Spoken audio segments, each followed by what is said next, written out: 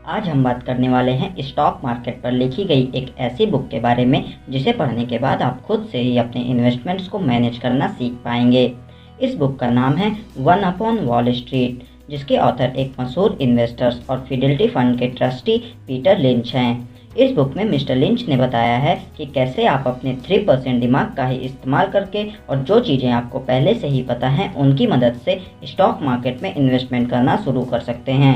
Mister lynch कहते हैं कि आपको प्रोफेशनल्स की बातों पर बहुत ज़्यादा ध्यान नहीं देना चाहिए। इसकी 3 वजहें हैं। पहली कि वह गलत हो सकते हैं और दूसरी है कि हो सकता है वह सही हों, लेकिन वह कभी भी अपना माइंड चेंज कर सकते हैं जिसके बारे में आपको पता भी नहीं चलेगा। और तीसरी वजह यह है कि आप अपने आसपास मौजूद रिसोर्सेज से खुद ही स्टॉक पिक कर सकते हैं।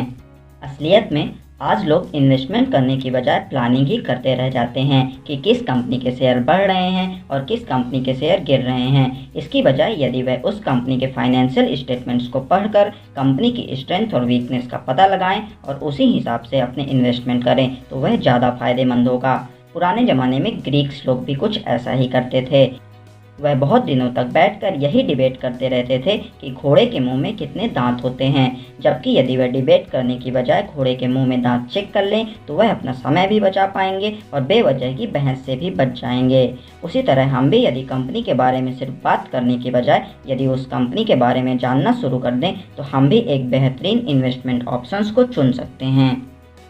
पीटर लिंच मानते हैं स्टॉक मार्केट में इन्वेस्टमेंट करने के लिए आपको जितनी मैथ की ज़रूरत होती है वह आप 4th स्टैंडर्ड में ही पढ़ चुके होते हैं।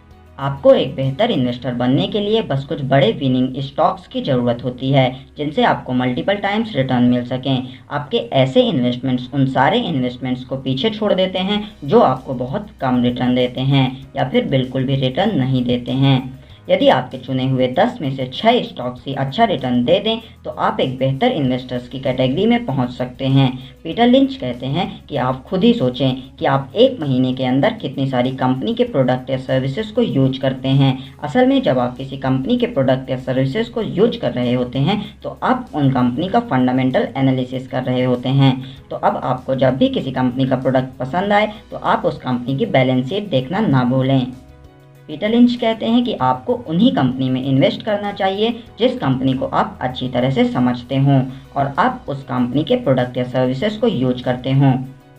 जैसे उन्हें डंकिन डोनट्स की कॉफ़ी बहुत पसंद थी, इसलिए उन्होंने डंकिन डोनट्स को फॉलो किया और अच्छी अपॉर्चुनिटी देखकर उसमें इन्वेस्ट भी किया जिससे उन्हें कई गुना रिटर्न मिला।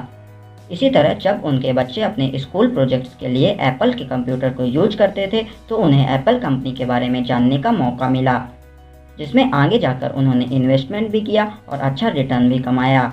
मिस्टर लिंच कहते हैं कि कुछ बेसिक क्वेश्चन से आप यह पता लगा सकते हैं कि किस कंपनी में ग्रोथ है या किस कंपनी में नहीं। कुछ इंडिकेटर्स जैसे अर्निंग्स का इंक्रीज होना, अनप्रॉफिटेबल सब्सिडरीज की सेल और नए मार्केट में एक्सपेंशन आपको कंपनी की ग्रोथ के बारे में बेहतर आउटलुक दे देते हैं। ऑथर बताते हैं कि द लिमिटेड, जो कि एक क्लॉथिंग स्टोर कंपनी है, 1969 में जब स्टॉक एक्सचेंज पर लिस्ट हुई तब कोई भी इंस्टीट्यूशनल इन्वेस्टर्स इस पर ध्यान नहीं देता था। फिर 1974 में मैगी गिलियम ने इस कंपनी को फॉलो किया और इसमें इन्वेस्ट भी किया, जिसके बाद 1975 तक इस कंपनी के 100 स्टोर्स ओपन हो चुके थे। 1981 तक इन स्टोर्स की संख्या 100 से बढ़कर 400 तक हो चुकी थी, जिसके बाद कुछ बड़े इन्वेस्टर्स ने इसमें इन्वेस्ट करना शुरू किया, जिससे इसकी शेयर प्राइस जो कि 1979 में 50 सेंट थी, 1983 तक $9 तक पहुंच गई, जो कि 18 टाइम्स रिटर्न था। इसके बाद इसकी प्राइस $5 तक आई, जो कि इन्वेस्टमेंट के लिए एक बहुत ही अच्छा ऑप्शन था क्योंकि कंपनी फाइनेंशियली तौर पर अभी भी उतनी ही मजबूत थी। द लिमिटेड के स्टोर्स में हजारों लोग डेली विजिट करते थे और उसकी ग्रोथ को ऑब्जर्व भी करते थे, पर किसी ने भी उसमें इन्वेस्टमेंट करने के बारे में नहीं सोचा। फिर जब कुछ बड़े इंस्टीट्यूशनल इन्वेस्टर्स ने इस कंपनी में इन्वेस्ट करना शुरू किया तब हर कोई इस कंपनी के शेयर लेना चाहता था, जिससे इसकी प्राइस $50 तक पहुंच गई, जिससे मैगी गिलियम जैसे इन्वेस्टर्स जिन्होंने शुरू में ही कंपनी की ग्रोथ को ऑब्जर्व करके इन्वेस्ट करने का फैसला किया, आज कई गुना रिटर्न्स हासिल कर पाए। पीटर लिंच कहते हैं कि हमें जिस कंपनी के बारे में कुछ नहीं पता, ऐसे स्टॉक्स पर गैम्बलिंग करने के बजाय कुछ अच्छी कंपनीज के स्टॉक्स को खरीदना चाहिए और स्टॉक्स खरीदते वक्त उसकी प्राइसिंग और टाइमिंग पर ज़रूर ध्यान देना चाहिए, क्योंकि अच्छी कंपनी के स्टॉक्स भी यदि गलत प्राइस और गलत टाइम पर खरीदे जाएं तो वह आपको सिर्फ लॉस ही देंगे। ऑथर कहते हैं कि आपको स्टॉक मार्केट में इन्वेस्ट करने से पहले ये 3 सवाल अपने आप से ज़रूर पूछना चाहिए। पहला यह कि क्या आपके पास अपना खुद का घर है? यदि नहीं तो आपको सबसे पहला इन्वेस्टमेंट अपने खुद के घर के लिए करना चाहिए। दूसरा सवाल है कि क्या आप जो पैसे इन्वेस्ट करने वाले हैं उन पैसों की ज़रूरत आपको अगले 1 से 3 महीने में पड़ने वाली है? यदि हाँ तो आपको ऐसे पैसे स्टॉक मार्केट में बिल्कुल भी इन्वेस्ट नहीं करने चाहिए।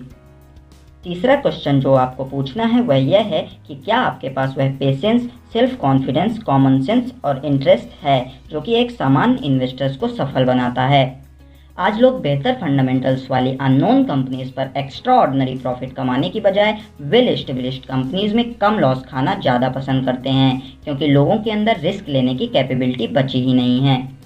मैं उम्मीद करता हूँ आप पीटर लिंच द्वारा बताई गई इन बातों पर ध्यान देंगे, जिससे आप एक बेहतर इन्वेस्टर बन पाएं। पीटर लिंच ने इस बुक में आगे बताया है कि आप किस प्रकार कुछ अच्छे स्टॉक्स को नॉर्मल तरीके से खुद का दिमाग यूज करके पिक कर सकते हैं, जो कि मैं अगले वीडियोस में आपसे शेयर करने वाला हूं। इसलिए इस चैनल को ज़रूर सब्सक्राइब करें। दोस्तों, यदि यह वीडियो आपको पसंद आया हो तो वीडियो को लाइक और शेयर ज़रूर करें।